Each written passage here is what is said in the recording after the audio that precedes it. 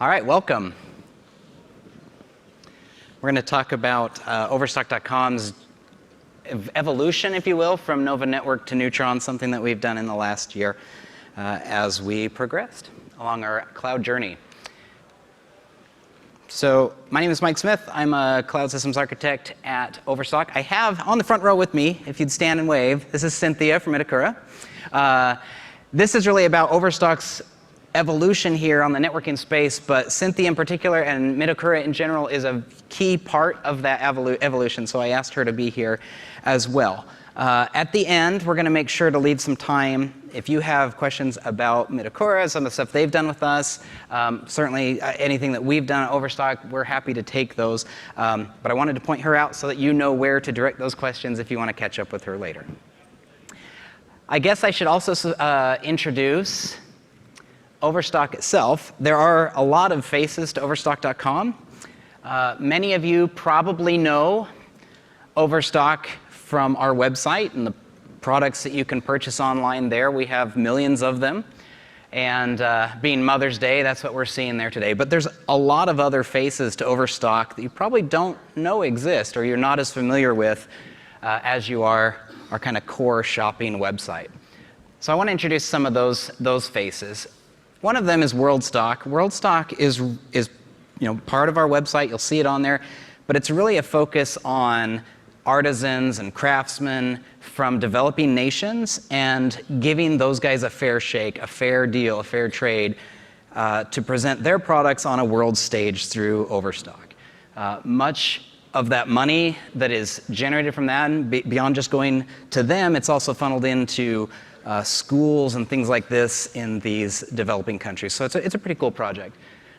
Another one that you might be familiar with is Pet Adoptions by Overstock. This is something we talked about at a previous summit. It was one of the first things that we launched on our OpenStack cloud at Overstock.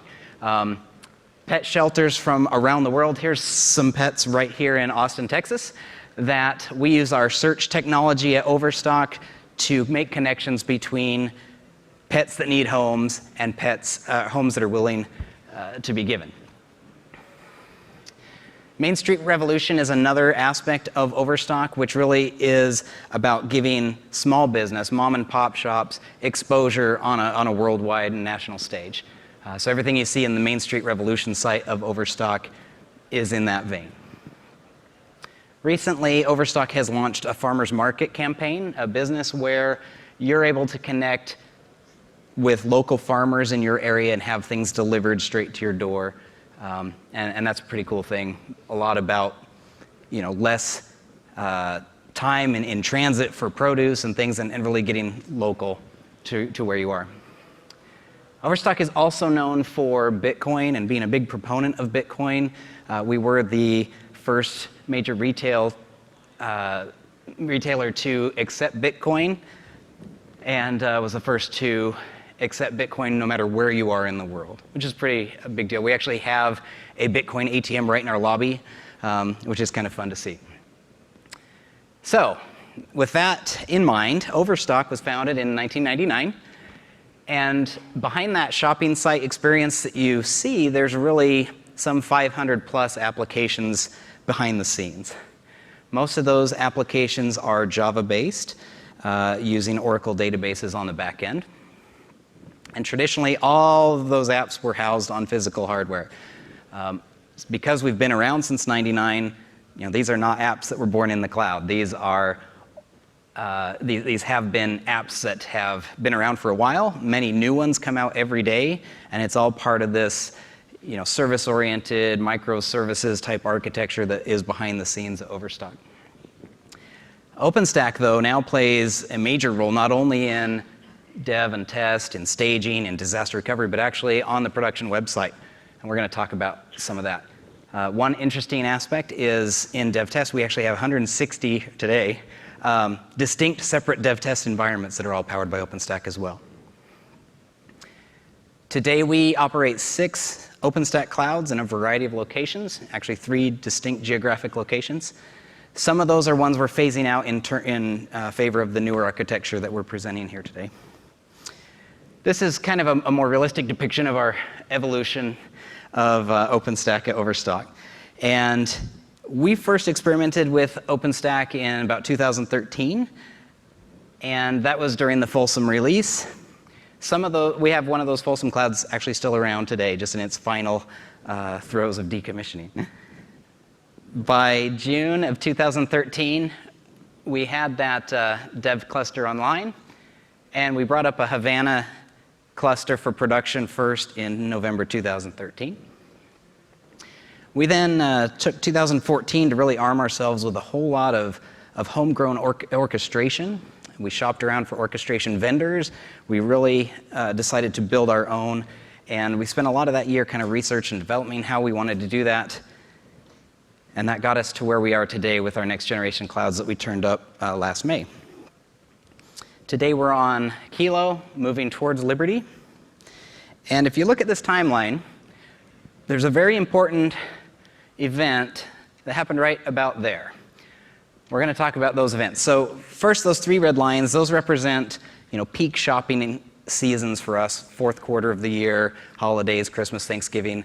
That obviously is where a retail site like us gets their big influx of revenue for the year. Each of those red lines we learned a lot. That first, with our first production cloud in November 2013, going into that season, we just dabbled with OpenStack in production. By the next year, we had not only things like pets, but also kind of core shopping services that were on there. And by 2015, this last year, we had virtualization on OpenStack in par with our physical infrastructure that was supporting that shopping season. But we're going to talk about this pivotal moment in our evolution. So I'm going to invite you to hop in my DeLorean with me.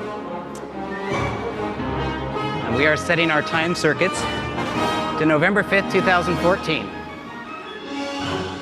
This is actually just a quick detour before we get to that pivotal moment. But here we are. We land at the OpenStack Summit in Paris. And I was there to present kind of what we had done with OpenStack up to that point at Overstock. We talked about our cloud journey, some of the problems that we had, including some of the clustering technology, storage technology we were using, but also the network that we had in place. We were very dependent on a active failover Nova network implementation. And this is what I said there. I would say that the network failover delay that we experience when we try to fail over our HA Nova networking is probably what keeps us from a broader adoption of this in production. So that's the area of focus for us right now. Okay, so that's where we were. I'm actually going to show you a demo of what this used to look like. So what you see here is one of our clouds. It's actually the one I mentioned before that, sorry, where's my cursor? That we're in our final stages of decommissioning. So what you're seeing here, we have a pair of controller nodes that run a whole lot of services. We have some compute nodes still in place there. And we're about to fail over the Nova networking service. You'll see it stopping here on one of the nodes. It'll start. Now down here, we've got a couple of our tenant gateways. This particular cloud at its height housed only 100 networks. They were all VLAN based. And so the one on the left is kind of the first network tenant in that range. And the one at the right is one that's near the end. So when Nova Network failed over, you'd see a lot of IP tables work going on here. And very soon, we're going to see both of these gateways drop out completely. And this commences our 15-minute or so network failover that we had on our older cloud. I'm going to skip forward just a little because it will get real dull real fast. You'll notice that the first tenant actually comes back, relatively quickly.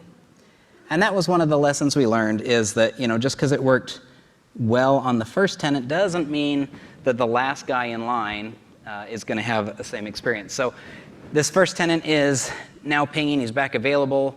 But Nova Network goes through and it starts up a DNS mask process for each and every network, one at a time, restoring IP tables for forwarding and things like this. And by the time this guy at the end gets in the game, it can be many minutes into the process. So here we're about 6 minutes in, 7 minutes in, before that particular tenant starts responding again. Now if we skip way near the end, at the end of the process, we're going to see that finally Nova Network reconnects to the Cupid messaging queue, and both tenants are back up. So that is what we used to experience. This is what I'm talking about when I was saying this is what was holding us up from adopting OpenStack in production, and why it was such a critical component for us to address. So we're actually now going to go to the day previous to this. Okay, November 4th, 2014.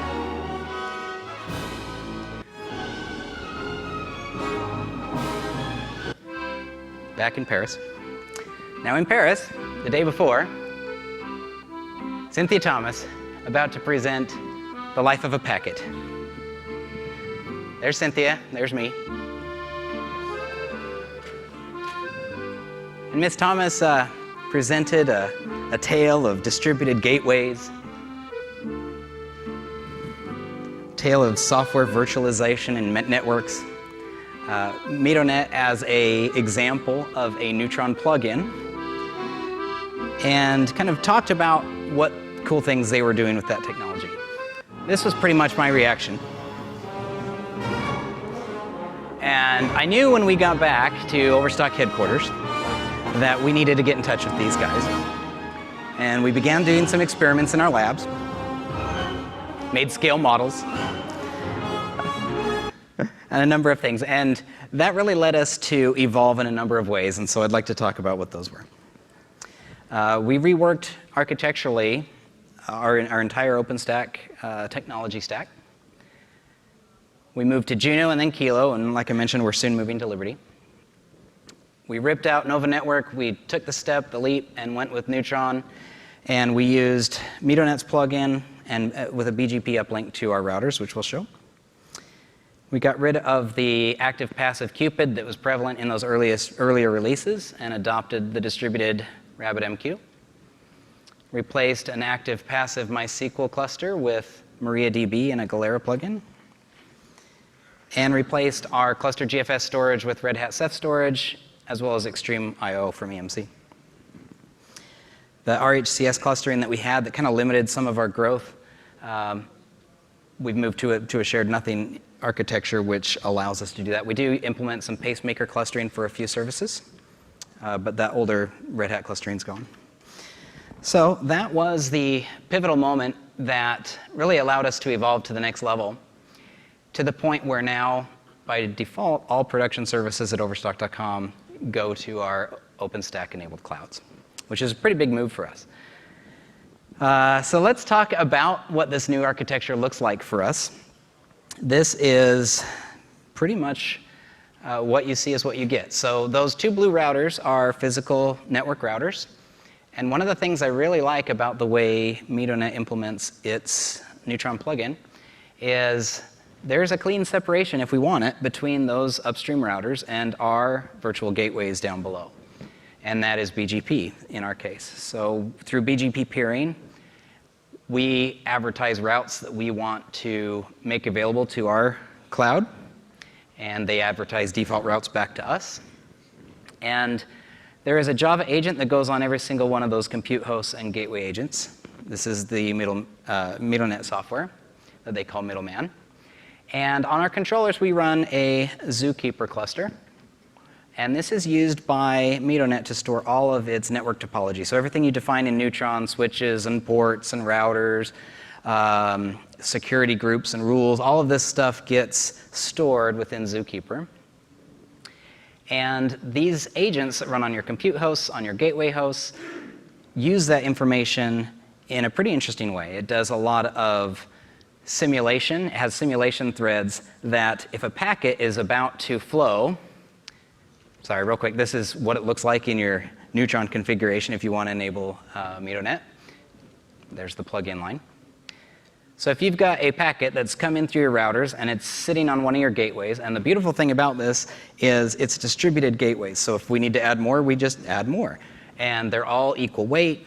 It's distributed across them, and if one were to disappear, the others take the load. So no more of this, I have to fail over from a passive node to an active node and all my traffic routing through a single gateway. That is really the key to what Neutron and MidoNet have allowed us to do. So if we've got a packet and a flow of traffic that's sitting on gateway 2 in this case, and it wants to flow to a VM on that compute host down there, what it does is these Java agents talk to the Zookeeper network state database. They figure out all these virtual network entities that don't exist in real life, right? Ports and routers and security groups. It has to kind of flow through and figure out if that traffic is allowed, where it goes, where it leaves from. And as soon as it does that, it doesn't have to flow through anything. It's a direct VXLAN tunnel from the gateway to that compute host and direct to that VM, which is pretty slick. So if you didn't catch it, MidoNet is a overlay on top of a basic network underlay. So our network engineering team with their routers and whatnot provide an underlay network, and MidoNet as a software supplies an overlay on top of that that's implemented with these VXLAN tunnels. You can use GRE as well. So on the other side, if a compute host on a VM on a compute host wants to talk to, say, another VM on a totally different compute host, those agents are empowered to go query that network state database, do that calculation for the first packet of that flow. Once they've done that, the kernel's programmed to how that flow is going to work, and it's a direct tunnel from that compute host to the other compute host. It doesn't pass through a gateway, it doesn't pass through any other kind of networking piece. It's just done in software. And then I guess to complete the picture, if we have a VM on this compute host and it needs to get to an external somewhere outside of our private cloud, that same calculation is done. It flows up to the gateway directly and out through our routing infrastructure. So that is how that is implemented, and I'm going to show you a demo of how that looks like today. So when I did this demo, I showed 3 gateways on our screen there. At this particular point in time, there were only 2 that were active, so that's what you're seeing. So to set this up, what you're seeing on the top is the actual 2 of those gateways that I was showing on that other slide. So one of them is about to be powered off through the UCS KVM remote tools there. So you'll see this top section stop pinging altogether. What you're seeing in the middle are 2 VMs. We have several hundred networks on this particular cloud, as opposed to the 99 VLAN-based ones we had before. But notice that even with this gateway completely shut down, and the gateway stopping to ping, the VMs that are being routed to are unaffected. So you'll see this gateway node here start to power up, do some Cisco branding.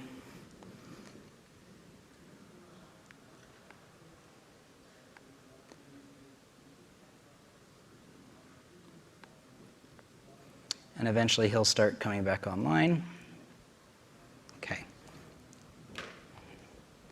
So again, no impact as it comes back up. These VMs continue to network as they should. Our gateway, physical gateway here, has started responding again, and we're about to shut down the second one.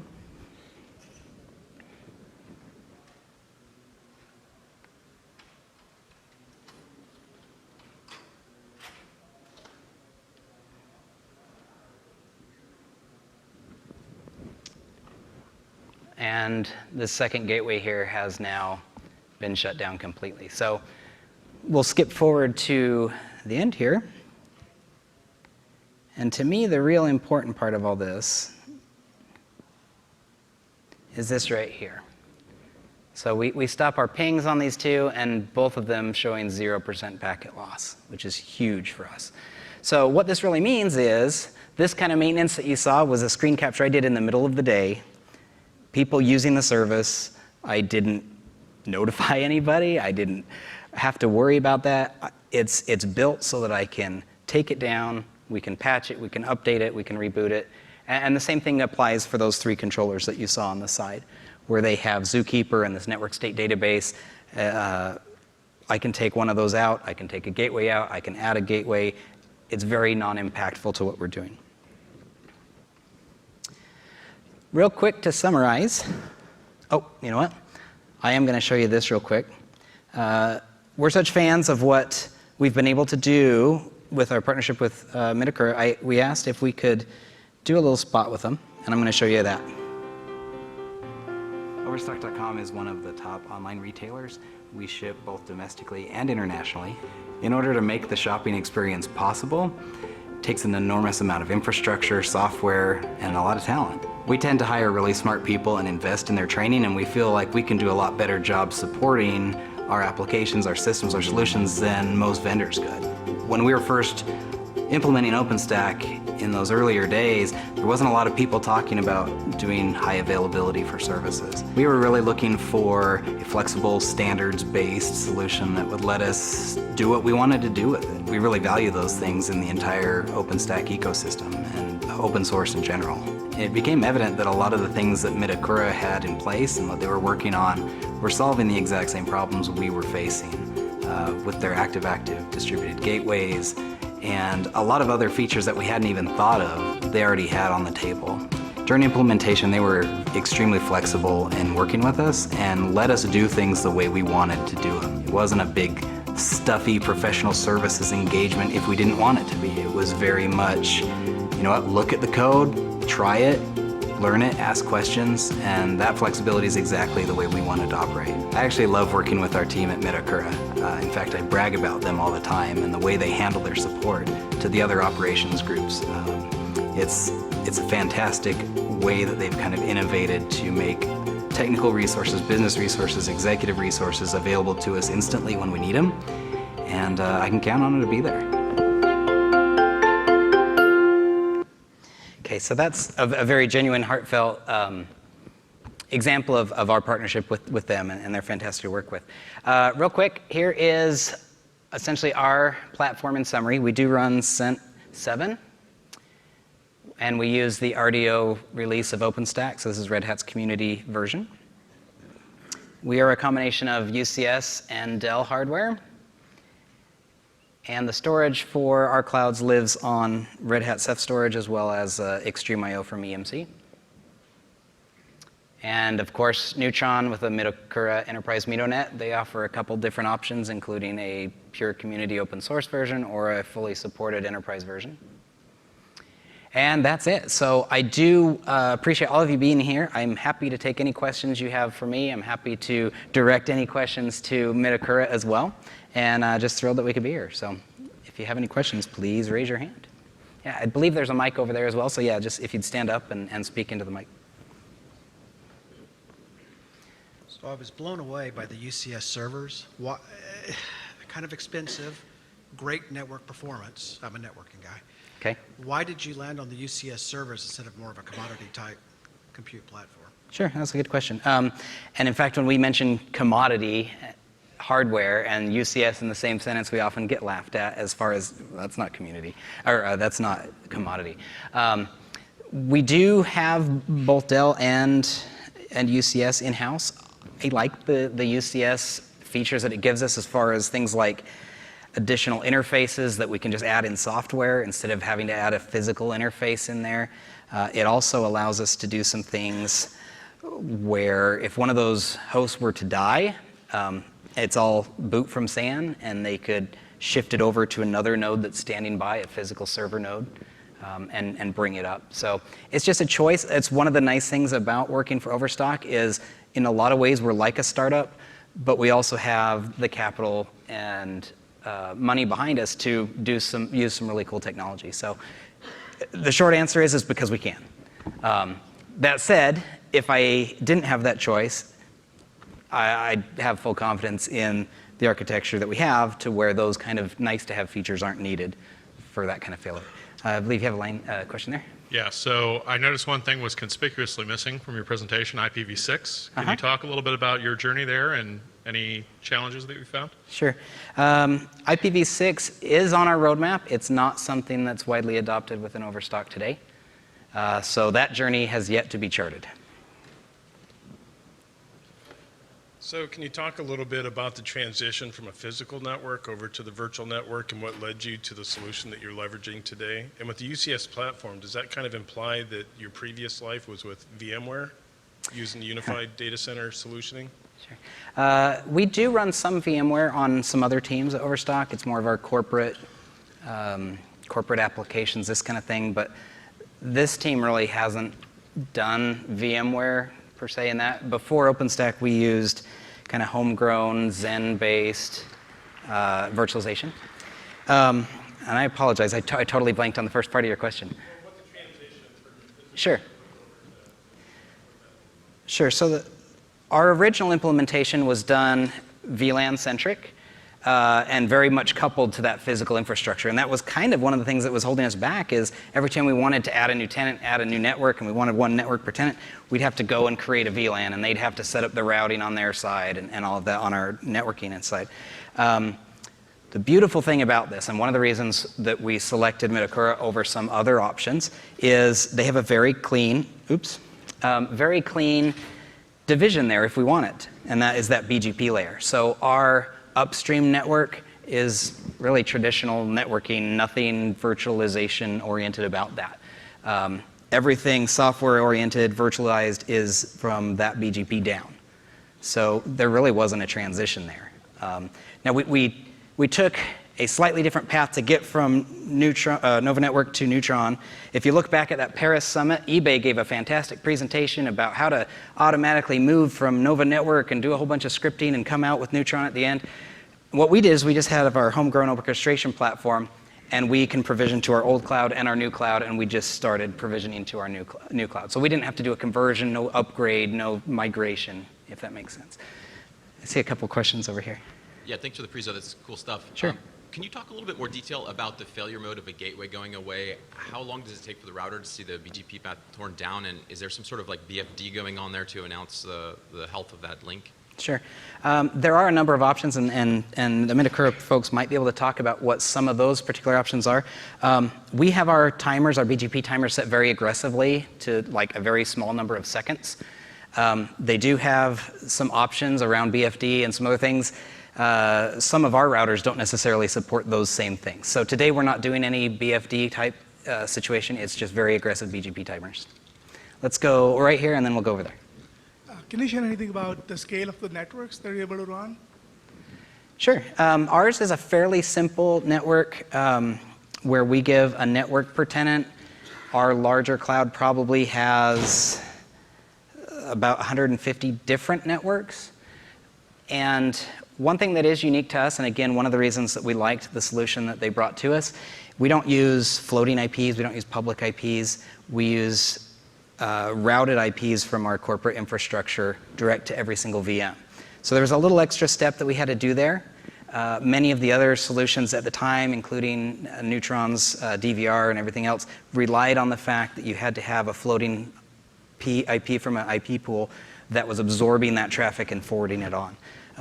We do some tricks there to allow every corporate desktop essentially to get directly to the VMs where it's appropriate. Now we can put security rules and all those kind of things in place, but that's kind of how we did that. Yeah. Did you see any performance hit in terms of like going from a physical infrastructure to more software-defined network? We actually, as far as our virtualization platform, we actually saw a performance increase. So we did performance tests with bandwidth and how fast we could move data, as well as how many small kind of sessions we can get going on, as well as the failover and everything. In every one of those categories, we saw an increase in performance. Thank you. Sure. I have a question about that. How do you manage your physical switches and bare metal networking? Bare metal networking and physical switches. Yeah. Again, one of the nice things here is that there's this kind of clean division between, we've been around for a while, and so we have a lot of existing infrastructure, switches, processes, routers, this kind of thing. And so the way we manage those really hasn't changed much. We have a data center team that does the switch configurations for the servers. We have a network team that does the routing and stuff for the rest of our infrastructure. And the two are essentially cleanly divided by this BGP border. That makes sense. So do they consider any SDN way like Open Daylight or owners or something? Yeah, we don't have any Open Daylight or anything like that in place. In our new facility, they are moving a direction like that. That I'm not going to mention because that's their deal. But they have, the infrastructure that this sits on is not in that category. Okay, we have one over here. Yeah, it looked as if in the networking layer that you had in the overlay network, you had a direct tunnel between every computing node. So the number of tunnels would grow as n squared, in the order of n squared as the number of computing nodes. How would that, I mean, wouldn't that be a limitation as it scales up? Okay, so, and if any of the MidoCura folks want to correct me on this, please feel free. But these tunnels aren't persistent, right? So as a flow comes in, a tunnel is established, that flow is handled, that tunnel is dropped. And so there are very specific sizing that they can recommend for how much memory and heap and how many sessions it's going to allow and these kinds of things before you need to kind of scale more compute nodes, more gateways, separate tunnel zones, these kind of things. So it is a tuning thing, it is a scaling thing, but we feel comfortable that those dials all exist in the plugin. So we've been testing Nuage, OpenDay, well, we're about to look at OpenDaylight, VTS. One of our biggest problems has been, I think somebody else brought it up, was deploying the underlay, the bare metal, the switches, and syncing that up when we try to push networks down to OpenStack and giving the end user the power to add that network. Have you solved that? Have you automated the underlay, or is that still a manual process? That's a good question. For us, we haven't had to solve that challenge yet. What I mentioned in that time where we were kind of spending a lot of time on provisioning and orchestration, those efforts were really around allowing our end user developers to create entire environments that create tenants and networks and all these things in software. We really haven't had the challenge of perhaps some of the larger growth that some of you may have in the physical provisioning side. We certainly have like our server provisioning through things like Puppet and Ansible that's automated. We really haven't had to go yet to that level, if that makes sense. Okay. All right, that looks like the end of the questions, but thank you very much for coming, and you're welcome to contact me. I'm sure the folks at MidoCura would love to hear and field any questions as well, and thank you for coming.